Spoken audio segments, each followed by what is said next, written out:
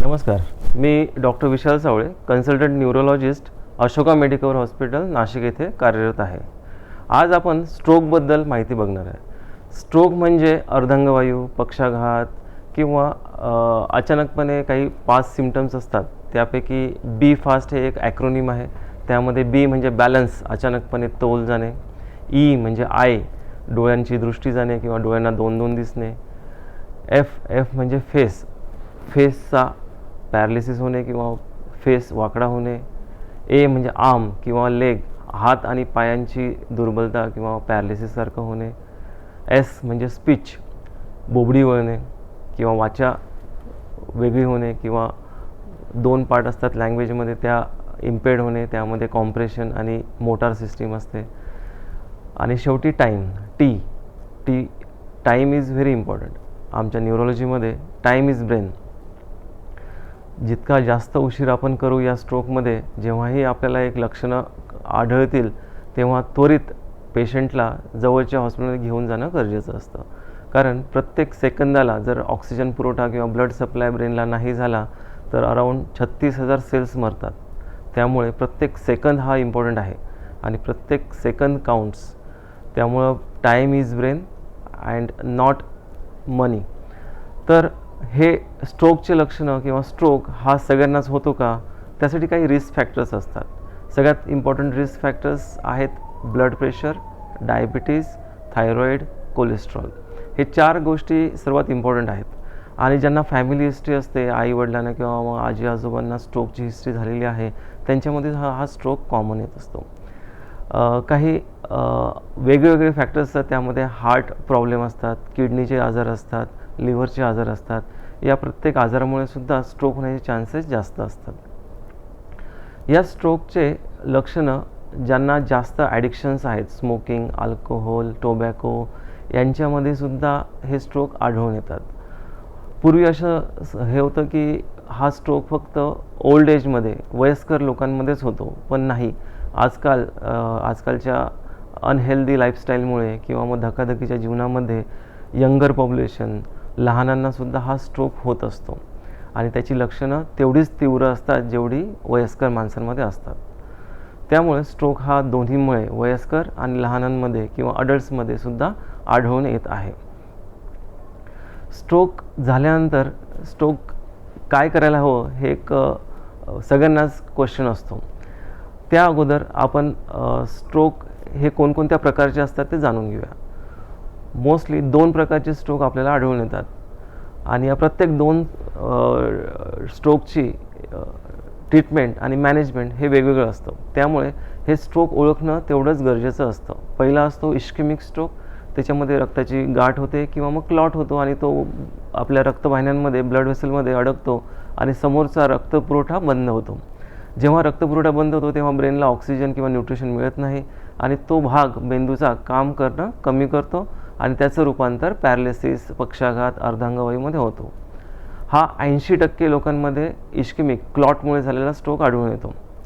20% पेशंटमध्ये haemorrhagic म्हणजे रक्तस्राव झाल्यामुळे स्ट्रोक होत असतो. त्यामध्ये अचानकपणे ब्लड प्रेशर वाढल्यामुळे किंवा काही कारणास्तव रक्ताची नळी फाटते किंवा रप्चर होते आणि ब्रेनमध्ये रक्त जो स्त्राव होत असतो त्याच्यामुळे एक रक्ताची मोठी गाठ तयार होते. त्याचे सिम्पटम्ससुद्धा सेम बी फास्ट हे ॲक्रोनिम जे वापरलं आपण त्याप्रमाणेच दिसते. अचानकपणे बॅलन्स जाणे, अचानकपणे डोळ्यांमध्ये प्रॉब्लेम येणे, दिसायला कमी दिसणे किंवा 2-2 दिसणे. एफ म्हणजे फेशियल डेव्हिएशन, फेसचा पॅरालिसिस होणे, हात किंवा पाय विकलांग होणे किंवा पॅरालिसिस होणे. स्पीच स्लर्ड होणे, स्लरिंग ऑफ स्पीच होणे, बोबडी वळणे. आणि शेवटी टाईम. तर हे स्ट्रोकचे 2 टाईप आणि दोन्ही टाईपमध्ये सिम्पटम्स ऑलमोस्ट सिमिलर असतात. त्यामुळे स्ट्रोक हा कुठल्या प्रकारचा आहे हे ओळखणं तेवढंच गरजेचं आहे.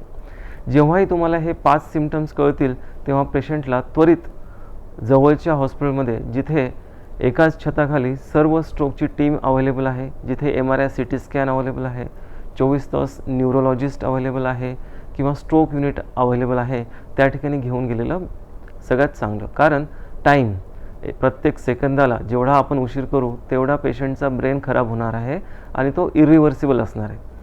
बाकीच्या अवयवांमध्ये जर रक्तपुरवठा नाही झाला किंवा इंजुरी झाली, समजा स्किन आहे किंवा बाकी कुठे काही लागलं आपल्याला, तर ते स्किन परत रिजनरेट होते आणि परत नॉर्मल होण्याचे चान्सेस स्किनमध्ये जास्त आहे, तसे ब्रेनमध्ये नाही.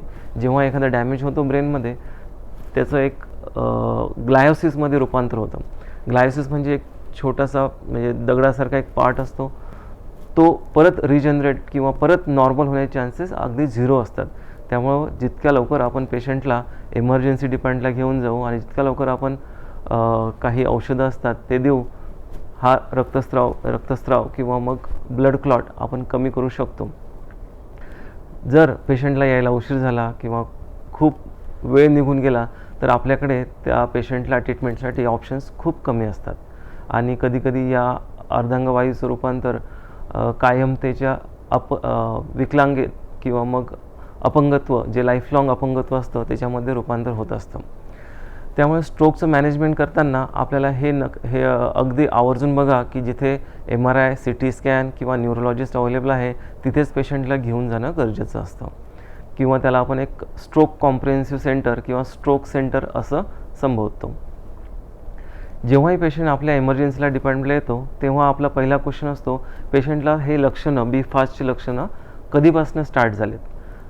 त्यामध्ये आपण 2 ग्रुप करतो. पेशंट 4.5 तासाच्या आतमध्ये इमर्जन्सीला आला आहे आणि पेशंट 4.5 तासाच्या नंतर आला आहे. जेव्हा पेशंट 4.5 तासाच्या आतमध्ये येतो त्याला आपण एक गोल्डन पिरियड म्हणतो, किंवा मग जेव्हा आपण पेशंटला स्टार्ट करतो ट्रीटमेंट, त्या पेशंटचा प्रत्येक सेकंद हा महत्त्वाचा ठरवून आपण अर्जंटमध्ये MRI, CT स्कॅन करतो. क्लॉट असेल तर त्याला एक थ्रोम्बोलायसिस नावाचं एक एजंट देतो. त्याला अल्टिप्लेस किंवा रेटिप्लेस असे 2 वेगवेगळे प्रकारचे इंजेक्शन असतात. त्यापैकी एक दिल्यानंतर जो क्लॉट असतो विदिन फ्रॅक्शन ऑफ सेकंद तो क्लॉट डिझॉल्व होतो, तो जो ब्लॉक असतो तो निघून जातो आणि परत रक्तपुरवठा सुरळीत होतो. त्यामुळे हे 4.5 तास खूप इम्पॉर्टंट आहे. जेव्हा पेशंट आपल्याकडे 4.5 तासाच्या आतमध्ये येतो तेव्हाच आपण हे इंजेक्शन त्याला देऊ शकतो. यालाच आपण थ्रोम्बोलायसिस म्हणतो. अजून एक पार्ट असतो जेव्हा हा विंडो पिरियड निघून जातो तेव्हा किंवा मग अजून एक पार्ट असतो की मोठा ब्लॉक आहे, मोठी रक्तवाहिनी ब्लॉक आहे, तेव्हा आपण DSA अँजिओग्राफी करून पेशंटला एक मेकॅनिकल थ्रोम्बेक्टमी नावाचं प्रोसिजर करतो. त्यामध्ये तो क्लॉट काढण्याचा प्रयत्न करतो. त्यानेसुद्धा आपला रक्तपुरवठा परत सुरळीत होऊ शकतो. पण हे सगळ्या प्रोसिजर आहेत हे टाईम बाउंड आहे. जितक्या लवकर तुम्ही इमर्जन्सीला घेऊन जाणार पेशंटला तेवढा पेशंटला फायदा होणार आणि पेशंट तेवढाच परत पूर्ववत नॉर्मल होणार. जेव्हा पेशंट हा 4.5 तासाच्या नंतर येतो तेव्हा आपल्याकडे सपोर्टिव्ह केअर किंवा रिहॅबिलिटेशनशिवाय पर्याय नसतो. तेव्हा त्याला लाईफलॉंग अँटीकोॲग्युलंट किंवा अँटीप्लेटलेट, ज्यांनी परत नवीन स्ट्रोक येऊ नये, नवीन अर्धांगवायू पक्षाघात होऊ नये म्हणून काही औषधं आपण चालू करतो.